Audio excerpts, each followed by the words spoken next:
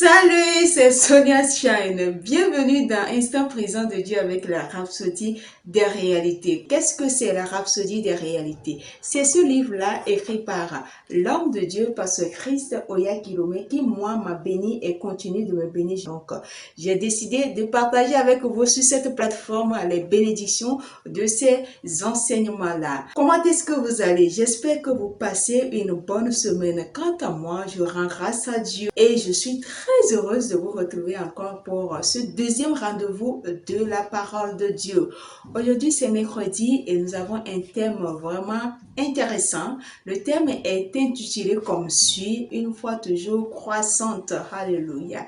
Le verset d'ouverture est tiré de 2 Corinthiens chapitre 10 verset 15. Là, il est écrit, ce n'est pas hors de toute mesure, ce n'est pas des travaux d'autrui que nous nous glorifions, mais c'est avec l'espérance, si votre foi augmente, de grandir encore davantage parmi vous selon les limites qui nous sont enseignées. Pasteur démarre l'enseignement comme suit. Savez-vous, la vie que nous avons en Christ est une vie de foi, de foi en foi, de foi toujours croissante.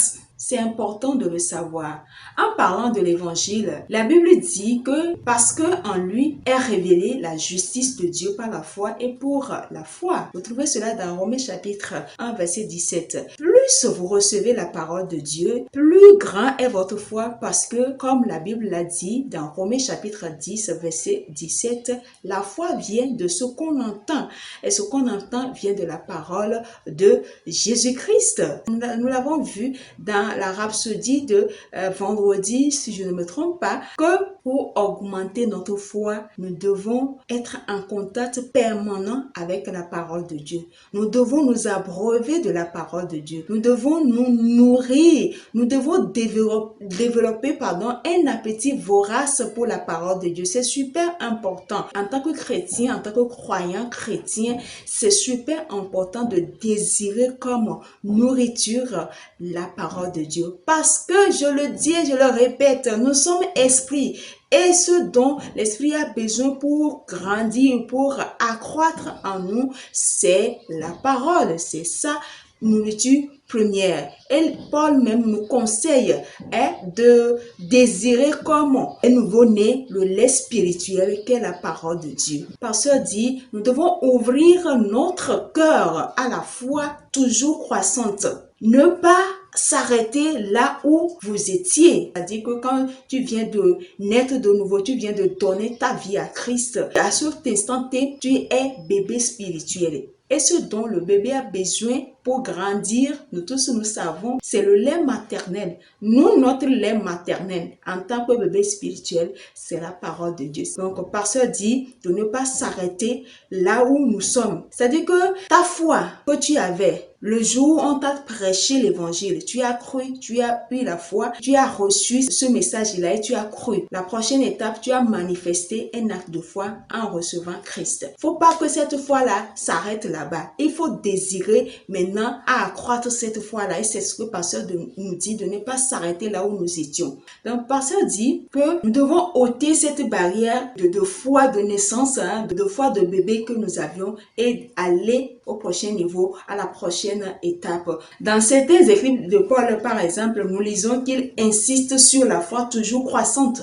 Par exemple, dans 2 Corinthiens, 2 Thessaloniciens, chapitre 1, verset 3, il complimente l'église de Thessaloniciens par leur foi croissante. En ces termes, votre foi fait de grands progrès, oui, et que la charité de chacun de vous, entendez l'amour de chacun de vous, tous à l'égard des autres augmente de plus en plus. C'est super important. Et nous devons à chaque fois chercher et prouver notre foi, à mettre à l'épreuve notre foi, à augmenter notre foi à travers des défis que nous nous lançons nous-mêmes, à travers des objectifs que nous nous fixons. Du point de vue humain, quand on voit ces défis ou bien ces objectifs que nous nous fixons, c'est pratiquement impensable, voire improbable quand on nous voit. On voit la personne qui fixe ses objectifs, qui se lance ces défis-là. Ces défis-là, c'est pratiquement impensable. Mais avec Dieu, avec l'Esprit de Dieu, tout est possible. C'est comme cela on jauge sa foi. Nous devons aiguiser chaque fois notre foi. Nous devons la préparer, nous devons l'activer. C'est comme cela que la vie chrétienne est intéressante à vivre. Sinon, ça deviendrait quelque chose de normal, alors que nous n'avons pas une vie normale. Un chrétien ne vit pas une vie normale. Chaque jour, tu triomphes. Alléluia. Tu remportes des victoires. Et c'est comme cela qu'on glorifie le nom de Dieu dans notre vie. Parce que dit que si vous avez une foi toujours croissante, cela se traduit par un ministère toujours plus grand. Si nous voyons aujourd'hui dans le monde chrétien, les grands hommes, des hommes que Dieu utilise pour faire des choses, c'est par leur foi. Vous allez comprendre que c'est des gens qui ont une foi énorme, une foi pas possible. La Bible même dit qu'il est impossible d'être agréable à Dieu sans la foi. Sans la foi, il est impossible de plaire à Dieu. Parce qu'on ne le voit pas, il est esprit et ce n'est que par notre esprit que nous recevons, nous croyons qu'il existe. Donc, pasteur dit, le même verset que nous venons de lire tout à l'heure, que votre foi, dans 2 Thessaloniciens chapitre 1, verset 3, il est écrit là-bas que nous ne nous vantons donc pas au-delà de nos propres limites. Des efforts fournis par d'autres hommes, mais nous avons l'esprit et la ferme espérance. Tandis que votre foi continue de croître, notre champ d'action parmi vous sera grandement élargi dans les limites de notre commission. En d'autres termes, cela veut dire qu'avec une foi toujours croissante, vous restez concentré dans votre vision pendant que vous vous développez. C'est comme cela. Quand on est une nouvelle créature, on est un enfant de Dieu, on a une vision. On a un appel à accomplir. On a un objectif à atteindre. C'est l'objectif que Dieu a fixé sur notre vie, le but pour lequel Dieu nous a créés. Et donc c'est comme cela que quand tu découvres la vision de Dieu pour ta vie, tu n'es pas inquiet, tu n'es pas ému par ce qui se passe tout autour de toi. Peu importe ce que la voix du monde essaie de te faire croire, tu es focalisé, tu es concentré, tu ne divagues pas, tu n'es pas distrait. Tout ce qui est distraction, tu élimines ça de côté et tu es fixé sur l'objectif. Parce que dit que si nous sommes un leader à quelque titre que ce soit dans l'église, de bâtir, c'est super important de bâtir notre foi et celle de nos membres. On t'a confié une responsabilité dans l'église, dans le ministère. Peut-être que tu es responsable de chorale, responsable du groupe d'accueil, responsable des femmes, responsable des jeunes, responsable des parties techniques. Tu dois bâtir ta foi d'abord afin de pouvoir bâtir la foi de ceux qui sont sous ta responsabilité. Sans quoi, ça ne peut pas aller. Parce que c'est toi qui dois les motiver. Après tout, c'est toi le leader. C'est toi qui vois ce que tu leur présentes comme foi. C'est la réponse qu'ils vont te donner quand il s'agira d'accomplir, de faire quelque chose. Mais si toi, en tant que leader, tu es motivé, ils sentent que tu es spirituellement mature et à chaque fois, tu essaies d'imparter leur vie à travers des défis que tu relèves, ça motive ou bien ça bâtit en quelque sorte leur foi aussi. Tu ne peux pas être un membre de chorale par exemple, qui se charge de conduire les cultes et tu fais les choses n'importe comment, tu ne pries pas avec eux, tu ne les soutiens pas. Je veux parler des membres du groupe de la chorale par exemple, leur faire comprendre que vous avez un ministère vraiment particulier et que quand vous allez exercer ou bien rendre ministère au peuple de Dieu ou bien à l'église à travers vos chants, vous impactez des vies sont transformées. Vous savez, il y a certains leaders de chorale, bien certaines chorales, quand ils chantent, ça ne meut personne, ça ne dit rien à personne. Ça c'est un drame. On ne peut pas venir à l'église et que la chorale est en train de rendre ministère ou bien en train de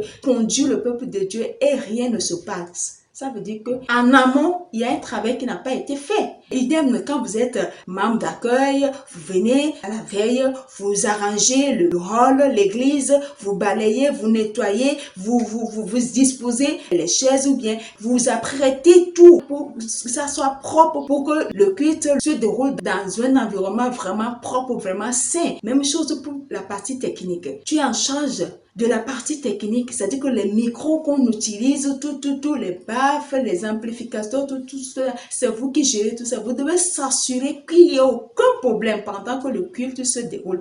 Parce que un mauvais son peut faire rater le message d'un homme de Dieu, d'un serviteur de Dieu à son peuple. Et c'est vous qui en êtes à la cause. Lorsque vous deux, les deux entités, toi le leader et les membres, votre foi s'agrandit ou bien vont s'augmenter, c'est l'Église qui va en bénéficier. C'est l'œuvre de Dieu qui s'élargit aussi. Donc, un pasteur dit, dans une église ou dans un groupe où la foi peuple est faible, l'œuvre de Dieu, bien évidemment, sera faible aussi. Un pasteur dit que cela nous aide à comprendre pourquoi l'enseignement de la foi, l'œuvre de la foi et la vie de la foi sont très essentiels. Donc, un pasteur dit, pour en savoir plus sur la foi et son fonctionnement, vous allez commander le livre que l'homme de Dieu, parce que Christ a écrit, qui est intitulé « Comment faire marcher votre foi ». C'est super important, je vous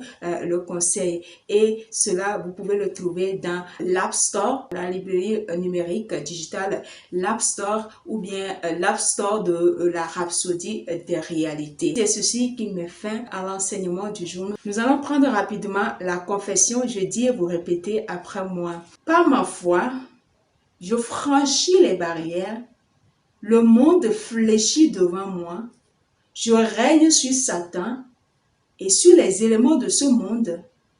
Ma vie est pour la gloire de Dieu, sa gloire à moi et à travers moi augmente sans cesse à mesure que j'accomplis son dessein pour ma vie au nom du Seigneur Jésus. Amen. Donc, pour une étude approfondie à l'enseignement du jour, vous allez lire 2 Thessaloniciens 1:3, la version amplifiée, et puis 2 Corinthiens chapitre 10, verset 15.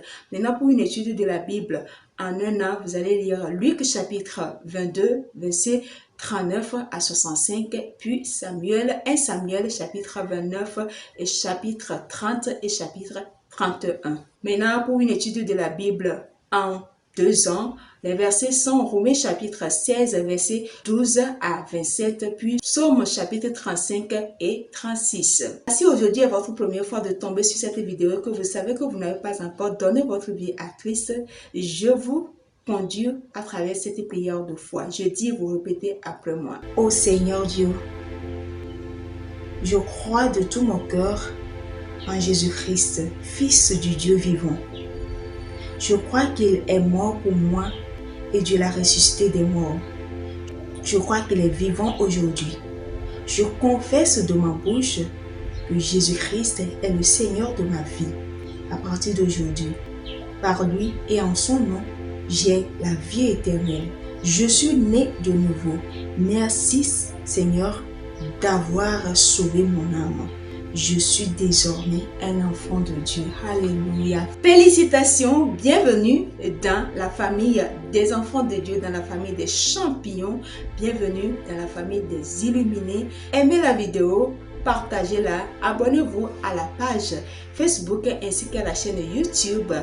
Activez la cloche de notification pour ne pas rater notre prochaine publication. Laissez des commentaires et des suggestions en bas de la vidéo pour plus d'améliorations. Si Jésus tarde à revenir, je vous donne rendez-vous sur vendredi prochain et je vous dis au revoir.